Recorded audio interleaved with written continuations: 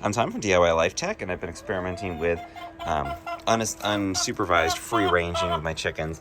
One of the more challenging things is actually getting them to leave their nighttime shed in the first place. Surprisingly, it's not so easy to get chickens to leave a sheltered place. So what I did was I took an old even flow play gate that I'm no longer using. This is like a kid's play gate, or you can set it up for dogs.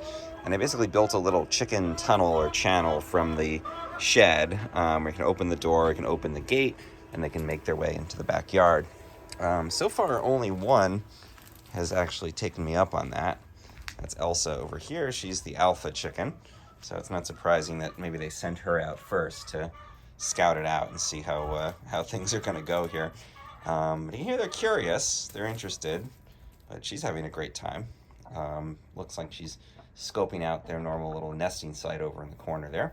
So maybe she's planning to lay an egg. Yeah, we'll see if anyone else heads out. And then once we've gotten our chickens out for the day, I can close the gate, keep them protected here in the yard, close the shed. But yeah, so far we've only got one taker. We'll see how it goes.